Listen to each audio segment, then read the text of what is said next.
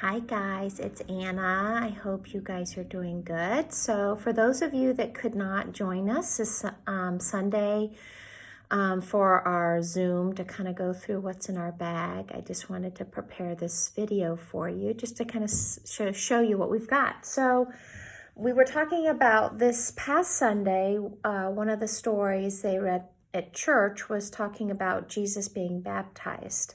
So think in your mind, do you know the name of the person that baptized Jesus?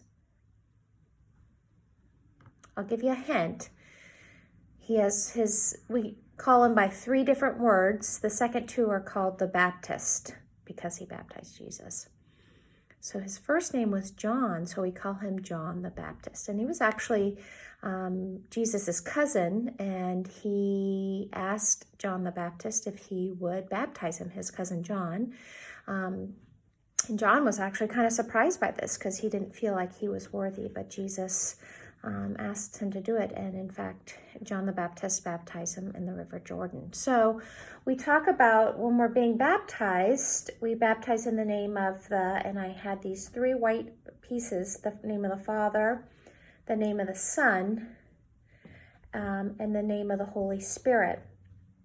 So I have these 3 underlays here, and we talk about being baptized in the water. So the water is really important because we remember some of the godly play stories. We talked about the water that the people ran through. Moses guided people through the water to freedom.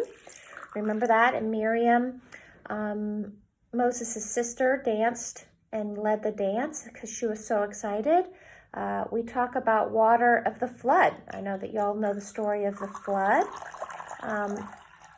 So the water is a very important part of the baptism. So we have that. Then we talk about, a lot of times in the parables, you'll hear me say there was a man that told such amazing and wonderful stories, and everybody wanted to know who this man was, and his response to them was, I am the light. So who's the light? Who's that person that's telling all these amazing stories? It's Jesus, right? And then we talked about this some actually over Advent. We talk about it many different times, but we talk about the Holy Spirit. How I can smell that smoke. I can't necessarily see it right now. I know you can't especially see it, but we feel it. It's all around us, and that's like the Holy Spirit. This little vial here is some of the baptism oil that they use to seal somebody on the forehead. The priest who's baptizing you will wipe this oil and ooh, I can smell it, and I know I don't have smell-o-vision, but if you were here, you would be able to smell it. You don't see the scent, but you feel the scent with a different sense. So there's that for the Holy Spirit. So I have, and I'll show you just right here in front of me, in the name of the Father, and the Son, and the Holy Spirit. And we also say the Creator, the Sustainer, the Creator, the Redeemer, and the Sustainer. I think those are 3 really important words. If you don't know those words, I would definitely encourage you to ask your parents. The Creator, obviously somebody who created us. The Redeemer, somebody that's coming back for us. And the Sustainer, somebody that helps us maintain and keeps our faith and keeps us close to God, the Holy Spirit. So that's what we talked about. The baptism. I'm going to move this to the side right here real quick. I just have to do reading. Okay. I'm doing a video right now for Godly Play, please. So in your bags, you're going to find, here is this really cool poster that we made. And this talks about your baptism. So it's a hard sheet, and you can make it as a poster, and I'd love for you guys to color in or write. If you're older, you might want to write a description of what your baptism looked like. You might have to ask your parents if you were too young for that. And you know what? There's some of us that haven't been baptized. So if you haven't been baptized, maybe you've had a blessing said, or maybe you're planning to be baptized. And if that's the case, maybe you could write what you think your baptism would look like. So that's really open to kind of how you want to look at it. But that's in there. And then the other big thing I have is this box. And if you open it up, you're going to see there's a Ziploc bag with sand in it. And you want to go ahead and pour the Ziploc of sand into your box. And this is your own piece of the desert. You know, when we're at church, we work in that really big desert box, and we tell lots of amazing stories in that desert box because the people of God, a lot of times, were in the desert.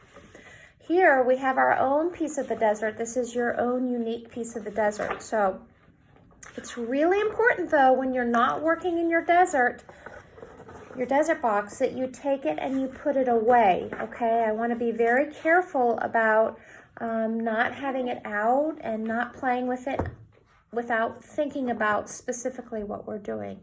You might ask your parents if they can find a safe spot for you to keep it, and then when you're ready to work with it, it comes out. But some of the projects that we're going to do in the desert box this month are, I have some handout paperwork in your little Ziploc bag, talking specifically about the baptism. There's this page here that talks about how at the end of the baptism, a dove came down from God to a signal to Jesus that he was very proud of him. He says, "This is my son, my beloved, with whom I am well pleased." So the dove is a great symbol of God's love that is always here with us. So I thought maybe in our box, we could use our finger to trace out a bird or a dove. If you want to try and do this simple dove in the finger with your finger in there, you can, but it's nice to just kind of quietly spend some time with your finger in your sandbox and move the sand around and make some really cool designs. I also have in here a paper about making a snowflake. Caroline helped me make this, and so if you want to, you could make some snowflakes, even though it's not snowing, but you can always try that. And then I also have this one about the labyrinth. We have one at St. Andrews. It hasn't been out for a while because we're not there, but that's also just, if you want to use your finger right here on this picture that I have, and just kind of draw your finger around and see if you can get to the center of the labyrinth. It's like a maze, kind of. But you could also spend some time in your desert box to just draw with your finger your own labyrinth. Or maybe I just kind of made a little swirl here. It's just kind of some time to spend quietly, again, working in the box. And then it's really cool because you just shake it and that all goes away, okay? So that's what I've got in the desert box. I also have this little card here I thought was nice about just kind of breathing and being quiet. I think January is a month to kind of recover from the holidays, to maybe spend some time quietly, reflecting on how the holidays went, preparing for going back to school, getting back into routine. So I hopefully I've armed you with some tools that you can spend time quietly looking through and doing that. So I'm going to put all of this away. And then the last thing that's in your box or your bag is a piece of paper, different colors of blue that we sent out, and then this cool little light. So this light obviously turns on. It takes a little bit of muscle. It's kind of hard to do, but it is doable. Maybe a parent needs to help you. And then it turns off when you're not using it. And then I'm going to send you a link to make a lantern. But basically, you fold your sheet in half here. You're going to cut the paper at the top here, so you have one strip by itself.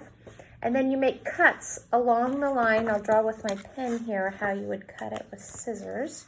So I have the one long line, and then I'm making long cuts all the way down to the end, and you'll see once you turn it like this, it becomes a really cool lantern. You'll need some scissors or some tape to kind of keep it together, but then you set your lantern on top of your light, and then you have a light. We talked about God being, or Jesus being the light, and you guys are the light too. There's a lot of light in you, and Jesus is in you, and it's a dark time in January when this days are short and the nights are long, and we look at the big, beautiful, dark sky, and we think about the light. So that's how the bags look. I hope you enjoy them, and have a wonderful day.